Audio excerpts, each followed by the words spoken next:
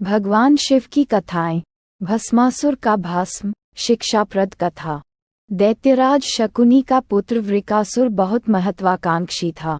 उसकी हमेशा यही इच्छा थी कि वह संसार का अधिपति बने।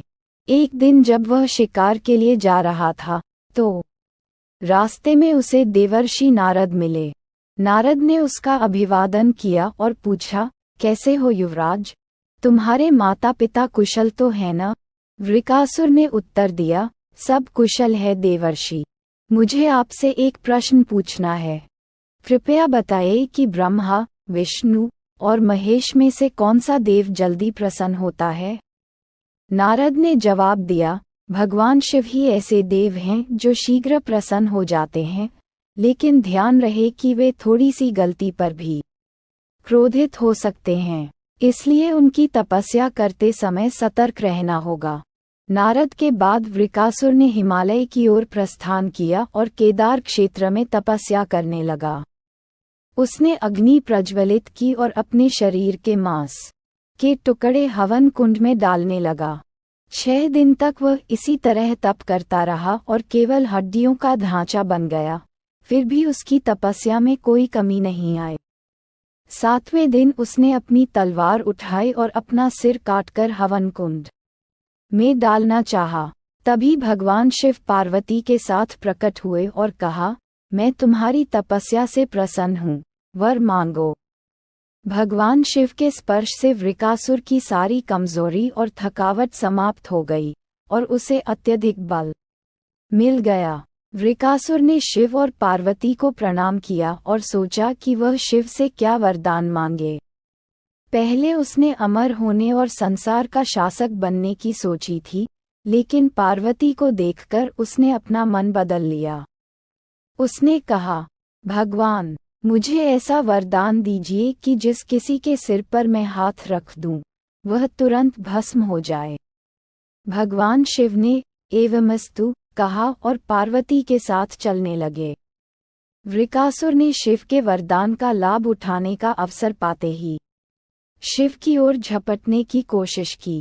शिव ने बचने के लिए भागना शुरू किया और भगवान विष्णु के पास पहुंच गए। हौंफते हुए शिव ने विष्णु से कहा, मुझे बचाए, एक असुर ने वरदान प्राप्त कर लिया है और वह मुझे भस्म करना चाहता है। भगवान विष्णु ने कहा, धैर्य रखिए, मैं इस असुर का विनाश करूंगा।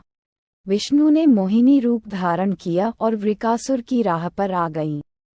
वृकासुर ने मोहिनी को देखकर उसे देखकर अचंभित हो गया और सोचा कि यह सुंदरी उसकी पत्नी बनने योग्य है। मोहिनी ने वृकासुर से कहा, तुम यहाँ अकेले क्यों भटक रहे हो? क्या तुम मेरी सुंदरता को देखकर मोहित हो गए हो? वृकासुर ने कहा, मैं शिव का पीछा कर रहा हूँ ताकि उसे भस्म कर सकूं और तुम्हें प्राप्त कर सकूं। तुम वास्तव में सुंदर हो। मोहिनी ने कहा, मैं विवाह नहीं करना चाहती, लेकिन तुम्हारी बातों में कुछ खास बात है। यदि तुम नृत्य में मेरे समान प्रवीण हो तो मैं तुम्हें स्वीकार करूंगी। वृकासुर को नृत्य की कला नहीं आती थी। मोहिनी ने उसे नृत्य की मुद्राएं सिखाई और अंत में एक आकर्षक मुद्रा में खड़ी हो गई। वृकासुर ने उसकी मुद्राओं की नकल की और जैसे ही उसने अपने सिर पर हाथ रखा, एक बिजली सी कौंधी और वह धू धू करके जलने लगा। वृकासुर का शरीर जलकर भस्म हो गया। भगवान शिव का वरदान साकार हो गया और दैत्यों का संकट समाप्त हो गया। मोहिनी रूप में भगवान विष्णु ने अपना असली रूप धारण किया और शिव से कहा, वृकासुर समाप्त हो गया। उसने स्वयं अपनी मृत्यु को आमंत्रित किया। भगवान शिव ने संतोष की सांस ली और कहा, ये कैसे हुआ? मैंने तो उसे वरदान दिया था कि वह जिस किसी के सिर पर हाथ रखेगा वह भस्म हो जाएगा। भगवान विष्णु ने मुस्कराते हुए बताया कि उसने मोहिनी रूप में वृकासुर को भस्म करने की योजना बनाई थी और यह सब कैसे हुआ, इसके बारे में पूरी कहानी सुनाई।